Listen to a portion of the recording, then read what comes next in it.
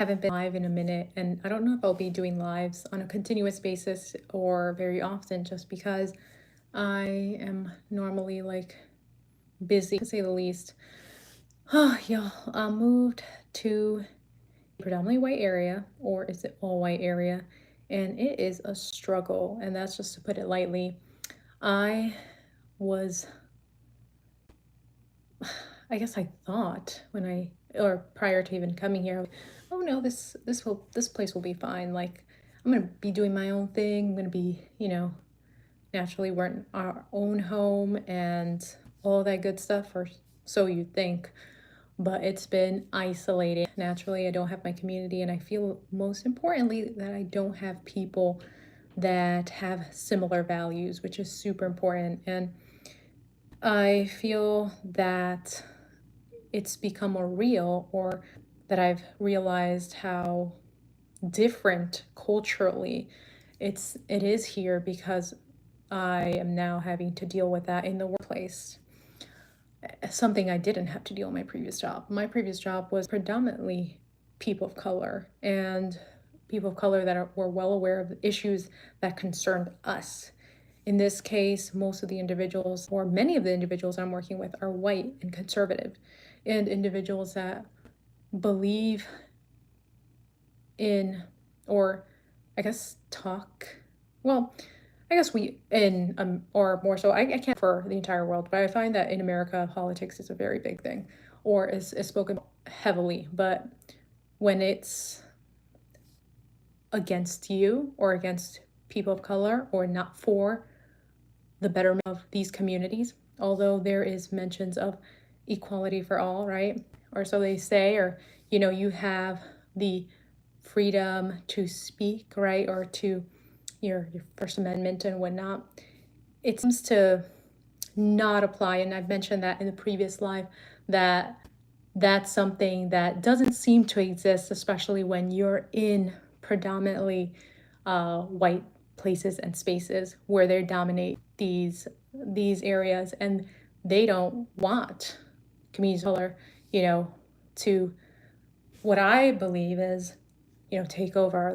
They want to silence and continue to perpetuate and beliefs that are once again detrimental to us.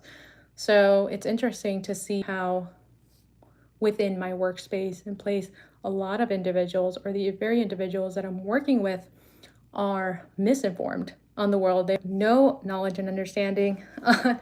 Simple things like geography, history, American history. And it's like, these are the individuals teaching our next generation. And let me say that this place that I work in is predominantly people of color. So it's such a troubling thing, and it's led me to question whether I not necessarily want to stay here, because naturally I'm in a place that is more or less convenient for me in terms of academically, because I'm going to be doing something that's going to require a lot of my attention.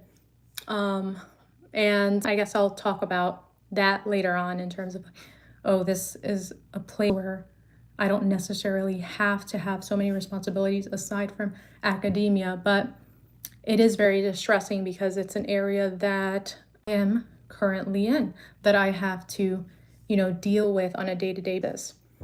And when you don't find allies or people that understand your journey, your walk, very it's a very harsh reality.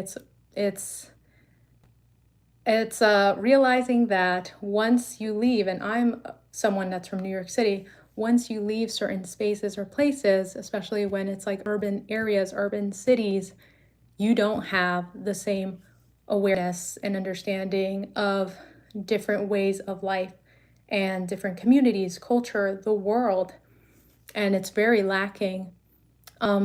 So things like that have been very, very frustrating living in a predominantly white area, which is something that I also never cared of and never wanted to, have be in, or never saw myself in, most importantly. So that's been annoying.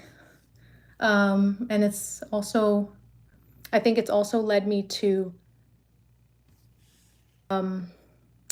see if I even want to continue to work in a workplace or space that showcases a lot of ignorance. And I was, interestingly enough, talking to one of my colleagues, and I was like, I feel like now that I'm older, and as I've gotten older, I'm not someone that's going to tolerate certain spaces or places because it naturally will affect one mentally and physically long term. So I found it a mission to have my own personal protest, which is like, I'm not going to work for, or I don't necessarily have to continue working for organizations or companies that are, when all is said and done, run by the white community, or individuals that are in management that don't care about my well-being or communities of color well-being. So it's interesting that, a lot of, and I feel naturally it's based off like whether someone is able or unable to take that drastic, because that's contingent on many circumstances. But it's something that I am like, okay, I am not, and I don't have to continue to work in these places. And it's interesting, as a lot of these places and spaces need Bible speakers, need individuals of color or that are part of the community in order to thrive. And it's like, you have the power, you have the ability to have your own personal protests. You can walk away from those places. Let those that want to continue to perpetuate ignorance, hate, and evil on our communities figure it out. Why don't they learn the language? Why don't they learn the culture of other communities and groups? If they want us so bad, then learn to respect POCs, learn to respect individuals that are part of that community, part of the communities that you're serving.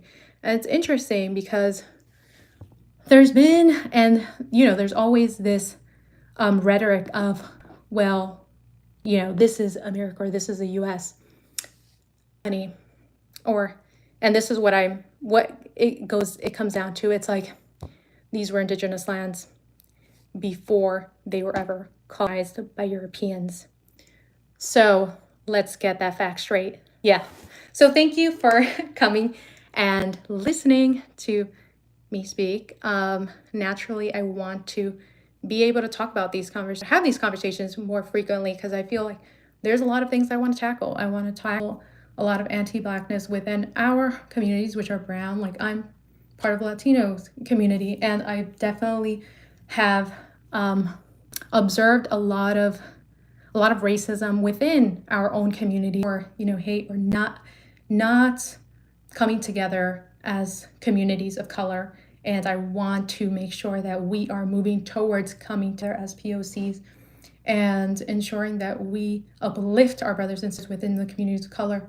I also want to speak about experiences that I've had, but also share other aspects of life naturally.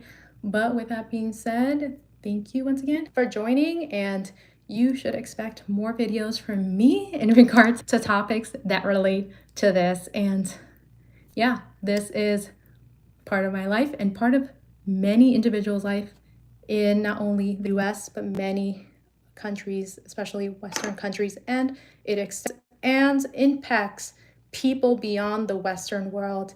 These are beliefs like colonization, Eurocentrism, Western ideology, are beliefs and ideas that have affected people beyond the Western world. So it's something that we as people, especially people of color, need to, come together to become more informed and understand why these things happen. So once we understand, we can walk in more, like, how do we want to approach these systems? How do we want to tackle these problems? We tackle them because we have the power to not necessarily work, if possible, in places that are continuing to perpetuate ignorance, are not necessarily being inclusive. They're only inclusive when it benefits their business. It only benefits their pockets. We don't have to be in those places anymore. And we have the ability to take that power back. So with that being said, take care. Bye-bye.